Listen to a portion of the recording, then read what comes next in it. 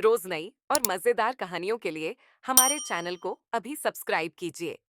फाल्गुन का महीना जैसे ही अपने पूरे रंग में आता, गांव की हवाओं में एक अलग ही मिठास घुलने लगती थी।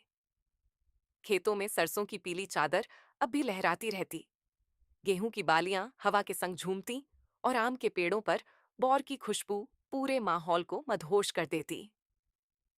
सुबह की पहली किरण के साथ ही गांव की गलियों में बच्चों की आवाजें गूंजने लगतीं। कहीं पिचकारियों की जांच हो रही होती, कहीं पुराने ड्रमों को साफ करके उनमें पानी भरा जा रहा होता, तो कहीं घरों की छतों पर रंग सुखाए जा रहे होते। होली आने से लगभग 15 दिन पहले ही गांव की चौपाल पर चर्चा शुरू हो जाती कि इस बार होलिका दहन कहाँ होगा, लकड़ियां कौन कौन लाएगा और फाग के गीतों की अगुवाई कौन करेगा। गांव के बुजुर्ग अपनी पुरानी यादों को ताजा करते हुए बताते कि उनके जमाने में होली कितनी सादगी और कितनी मस्ती के साथ मनाई जाती थी, और बच्चे आंखें फैलाकर उन किस्सों को सुनते मानो किसी जादुई दुनिया की कहानी हो। महिलाएं आंगन में बैठकर गुजिया के लिए खोया भूनती, कोई मठरी तलता, कोई नमक पारे काटता, तो कहीं रंग बिरंगी ठंडाई की तैयारी चलती। घर घर से घी और चीनी की खुशबू मिलकर एक ऐसी महक बनाती जो केवल होली के दिनों में ही महसूस होती थी। गांव की गलियों की सफाई शुरू हो जाती, दीवारों पर चूना लगाया जाता, मंदिर के आंगन को धोकर सजाया जाता, और हर कोई अपने अपने तरीके से इस त्योहार को खास बनाने में जुट जाता। होली से एक दिन पहले की शाम खास होती, जब गांव के बीचों बीच बड़ी सी होलिका सजाई जाती। बच्चे दूर दूर से सूखी टहनियां इकट्ठा करके लाते, कोई पुराने उपले रखता, कोई लकड़ी के मोटे लट्ठे खींच कर लाता। औरतें पूजा की थाली सजाकर लातीं, जिसमें रोली, चावल, हल्दी, गुड़ और नई फसल की बालियां होतीं। जैसे ही सूरज ढलता और आसमान नारंगी रंग में रंग जाता, गांव के लोग एक एक करके होलिका के चारों ओर इकट्ठा होने लगते। ढोलक की थाप शुरू होती, मंजीरे छनकते और फाग के गीत हवा में तैरने लगते। ऐसे गीत जिनमें शरारत भी होती, भक्ति भी, और जीवन की सच्चाइयों की झलक भी। होलिका दहन के समय सबकी आंखों में एक अलग ही चमक होती, जैसे आग की लपटों के साथ सारी बुराइयां, सारी शिकायतें, सारी कटुताएं जलकर राख हो जाएंगी। बच्चे आग के चारों ओर घूमते, बुजुर्ग हाथ जोड़कर प्रार्थना करते, और औरतें परिक्रमा करके अपने परिवार की सुख समृद्धि की कामना करती। आग की लपटें आसमान को छूती तो ऐसा लगता मानो पूरे गांव का दिल एक साथ धड़क रहा हो। अगले दिन की सुबह का इंतजार जैसे किसी मेले से कम नहीं होता। सूरज उगने से पहले ही कुछ शरारती बच्चे चुपके से अपने दोस्तों के दरवाजे पर रंग भरा पानी रखाते। कोई छत से झांक कर देखता कि कौन पहले बाहर निकलेगा।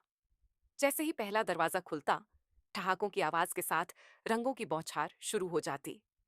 गुलाल के बादल हवा में उड़ते, लाल, गुलाबी, हरे, पीले रंग एक दूसरे में मिलकर ऐसा दृश्य बनाते कि पहचानना मुश्किल हो जाता कौन कौन है। गांव की संकरी गलियां उस दिन सबसे ज्यादा चौड़ी लगती, क्योंकि उनमें हंसी, मस्ती और अपनापन भर जाता। कोई किसी को बख्शता नहीं, चाहे वह खेत से लौटता किसान हो, दूध देने जाती गायों के साथ चल रहा ग्वाला हो, या मंदिर जा रही कोई बुजुर्ग अम्मा। सबको प्यार से रंग लगाया जाता और सब मुस्कुराते हुए आशीर्वाद देते। ढोलक और झांझ की आवाजें हर मोड़ पर सुनाई देती। युवक टोली बनाकर एक गली से दूसरी गली जाते, फाग गाते, नाचते, और जहां भी पहुंचते वहां रंग और खुशी छोड़ आते। महिलाएं भी पीछे नहीं रहती, वे छतों से रंगीन पानी की बाल्टियां नीचे खड़े लोगों पर उड़ेल देती और फिर खुद ही हंसते हंसते नीचे आकर रंगों में शामिल हो जाती। गांव का मंदिर उस दिन खास सजाया जाता, वहां भी गुलाल चढ़ाया जाता और प्रसाद में मीठी गुजिया और ठंडाई बांटी जाती। दोपहर तक पूरा गांव एक रंगीन तस्वीर बन जाता। कपड़े रंगों से भीगे, चेहरों पर पहचान से ज्यादा मुस्कान, बालों में गुलाल की परत और आंखों में चमक। खेतों की मेड़ पर भी छोटे छोटे समूह बैठकर ढोलक बजाते और गाते। कोई पुराना लोकगीत छेड़ देता तो बाकी सब सुर में सुर मिला देते। बच्चों के लिए तो यह दिन किसी स्वर्ग से कम नहीं होता। वे कीचड़ में भी लौट जाते, रंग खत्म हो जाए तो हल्दी और आटे का घोल बना लेते, और जब सब थक जाते तो तालाब के किनारे जाकर एक दूसरे को साफ करने की कोशिश करते, जो कभी पूरी नहीं होती। दोपहर बाद गांव की रसोइयों में फिर से चहल पहल बढ़ जाती। बड़े बड़े परातों में पूरियां निकाली जाती, आलू की सब्जी की खुशबू फैलती, दही बड़े सजाए जाते और हर घर का दरवाजा मेहमानों के लिए खुला रहता। कोई भी किसी भी घर में जाकर खाना खा सकता था।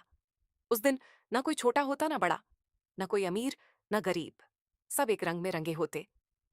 शाम होते होते रंगों की मस्ती थोड़ी थमती, लेकिन गीत और मिलन का सिलसिला जारी रहता। लोग साफ कपड़े पहनकर एक दूसरे के घर जाते, गुलाल का हल्का सा टीका लगाते और गले मिलते। पुराने झगड़े उसी दिन खत्म कर दिए जाते। कई बार जो लोग सालों से बात नहीं करते थे, वे भी होली के बहाने गले मिल लेते और कहते, चलो, जो हुआ सो हुआ, अब नया साल नई शुरुआत। गांव की चौपाल पर रात को फिर से ढोलक की थाप गूंजती। चांदनी में लोग गोल घेरा बनाकर बैठते।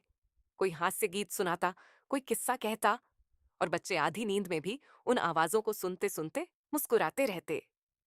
होली केवल रंगों का त्योहार नहीं थी, वह गांव की आत्मा थी, जो हर साल लोगों को याद दिलाती कि जीवन चाहे कितना भी कठिन क्यों ना हो, खुशियां बांटने से बढ़ती हैं। अगले दिन जब लोग अपने अपने काम में लौटते, खेतों में हल चलता, बैलगाड़ी की चरमराहट सुनाई देती और स्कूल की घंटी फिर से बजती, तब भी कुछ दिनों तक कपड़ों और बालों में रंग की हल्की छाप बनी रहती, जैसे त्योहार ने अपने होने का निशान छोड़ दिया हो। और हर साल की तरह इस साल भी गांव ने मिलकर होली मनाई, हंसी के साथ, अपनत्व के साथ और इस विश्वास के साथ कि जब तक यह परंपरा जिंदा है, तब तक गांव की धड़कन जिंदा है। अगर आपको भी अपने गांव की होली की यादें ताजा हो गईं, अगर इस कहानी ने आपके मन में रंग और खुशबू भर दी, तो इसे अपने दोस्तों और परिवार के साथ जरूर साझा करें। हमारे साथ अपनी होली की सबसे प्यारी याद कमेंट में लिखें और ऐसे ही गांव की मिट्टी से जुड़ी कहानियों के लिए हमें फॉलो करना न भूलें, क्योंकि आपकी एक छोटी सी सराहना हमें और भी रंगीन और दिल को छू लेने वाली कहानियां लिखने की प्रेरणा देती है। और जब रात गहराने लगती, तब भी गांव की होली पूरी तरह खत्म नहीं होती। कहीं दूर से ढोलक की हल्की थाप अब भी सुनाई देती रहती, जैसे त्योहार कह रहा हो कि खुशियां इतनी जल्दी विदा नहीं होती।